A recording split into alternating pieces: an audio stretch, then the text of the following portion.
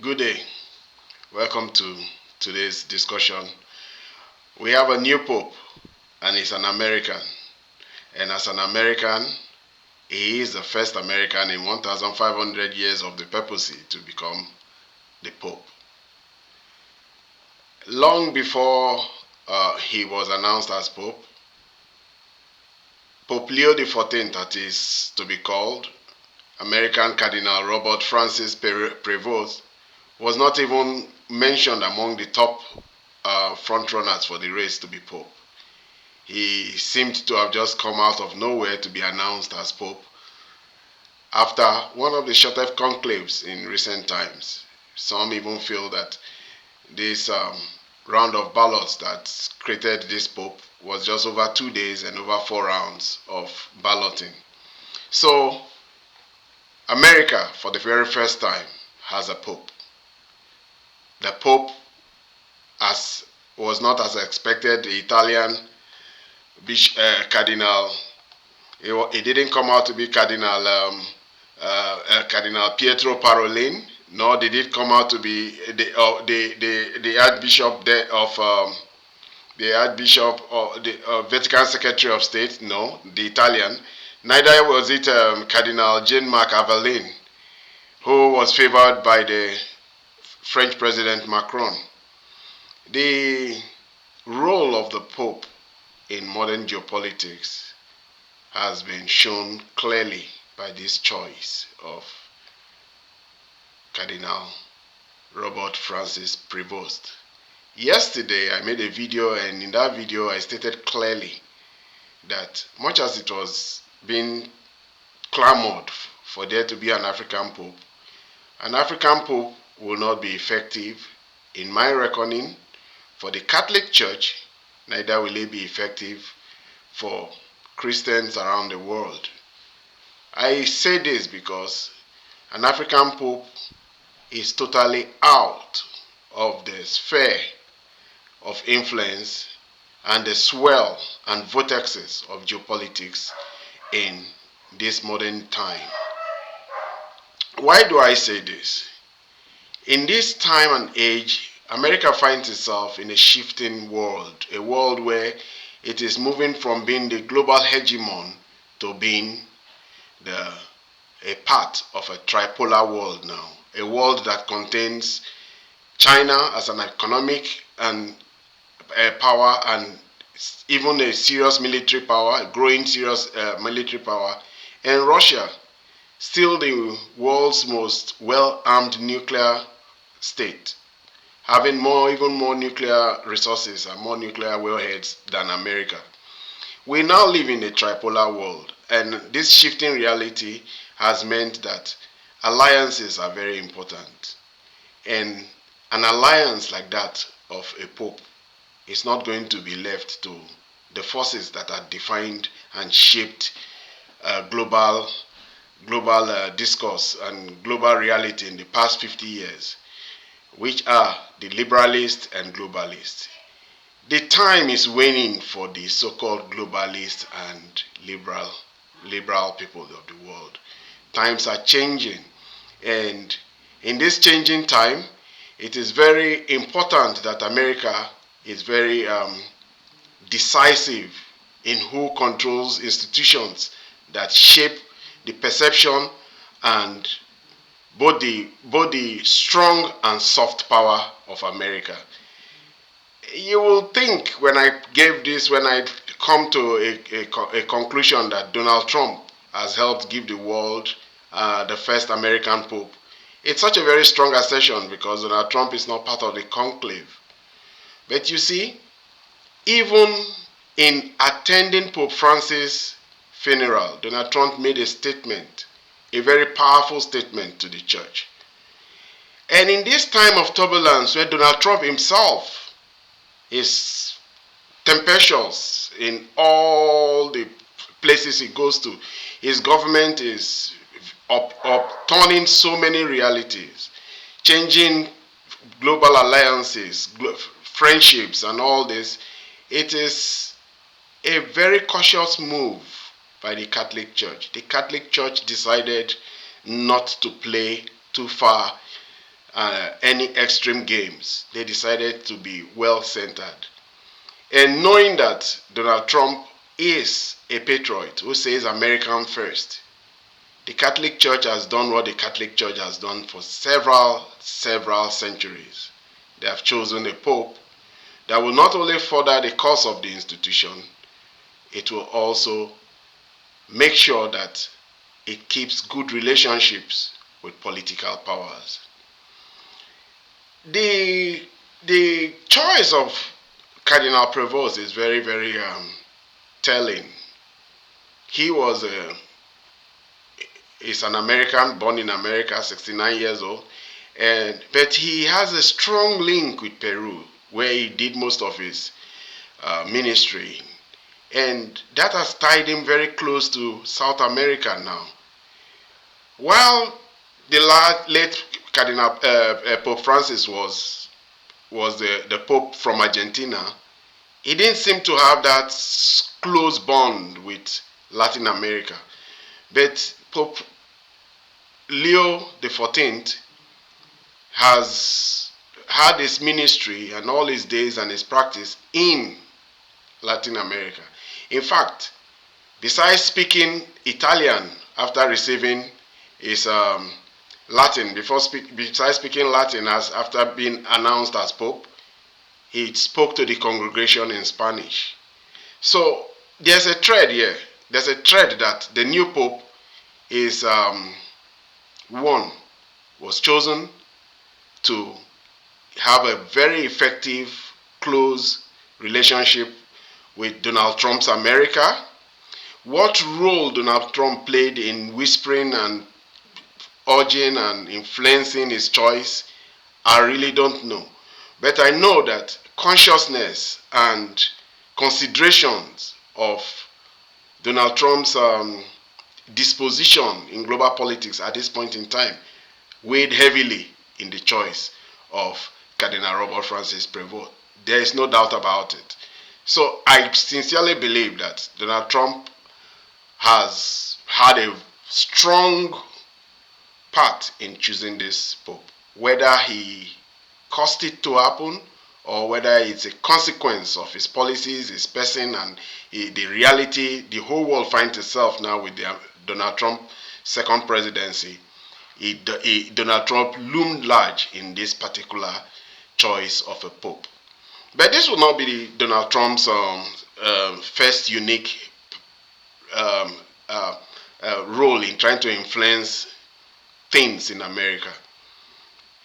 He came at a time when he was the 45th president where he was uniquely placed to do something very rare.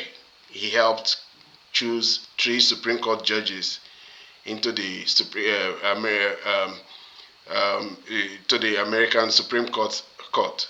3 Republican conservative judges. Three conservative judges. It's very important to know that America is at this point in time, or for the past, I would say 15 to 20 years, had been in a big struggle between the Democrats and the Republicans. The Republicans here being representing the conservatives, and then the Democrats representing the liberals. I will even dare say that they even went further and started representing the progressive ultra-liberals. And the concepts that defined America and divided America, concepts like abortion, concepts like immigration, ultimately ends up in the Supreme Court and ultimately ends up being adjudicated at that final arbiter. But for Donald Trump to come in his 42nd presidency and have such a very historical role in helping influence the choice of a new pope is also one of those things that you scratch your head over. Because I believe sincerely that Donald Trump loomed large in the choice of this pope. It was a done deal. All the names that we kept hearing, Bishop Avelin, and the machinations of Macron in trying to throw his weight behind the ascendancy of Cardinal Archbishop of Marseille, Cardinal Avelin, to become the Pope, it didn't work out. Even that of the Italian that was the front runner didn't work out. But the one who nobody even heard about just came from nowhere and became the Pope. So it is very important to realize that geopolitics is very influential and important. The way the world is going, and even as I'm making this video now, something very important is going on a day like this. Today, May 8th, is Victory Day. It's celebrated as Victory Day in the West, when the West defeated Nazi Germany, and that was the day the German Nazis capitulated and surrendered. But tomorrow is being celebrated as Victory Day by the Russians, because that is the day that they were part of a process that saw a new signing of the surrender by the Germans. This fraction has created different realities in the world. And in this time we're talking, so China and the Russian, President Xi Jinping and President Putin are meeting together to celebrate Victory Day in Moscow. This new alliance is one where you see that new friendships are being formed, new alliances are being formed.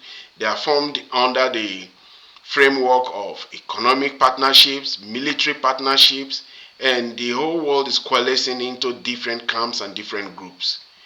One of such groups that is so influential, the Chinese don't have religious interest, because for a long time they were atheists, but even if they are not atheists, they are Buddhists, and even when they are not Buddhists, the few Christians that are there, they are now over 1 million Christians, of which 10 are registered to be Catholics. They are not so significant in a population of 1.4 billion. But the Russian Orthodox Church also follows a different path. But the Chinese have come to have such influence with the global south. The global south, including all the countries of Latin America, Africa, and Southeast Asia, have tended to get close to the Chinese due to their Belt and Road schemes and all other soft power maneuverings they've had. Build ports, build hospitals for countries, give soft loans, give loans, and help countries provide infrastructure for them.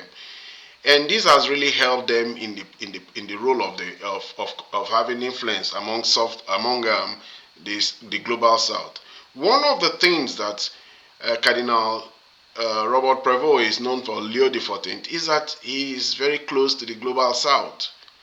Being an American, and in this age and time when Donald Trump is saying America first, and the world is coalescing towards protectionism and moving back, retreating from globalization and liberalism, you'll see that it is very important that whoever is influencing in such a very consequential manner, soft manner, prayers, religion, is by the side of the Americans. Yesterday I talked about how if an African Pope is appointed, he will be totally ineffective. I believe so, because we've seen how American presidents can undermine and have undermined. The case of the WTO and the World Health Organization comes to mind, because these institutions are led by Africans.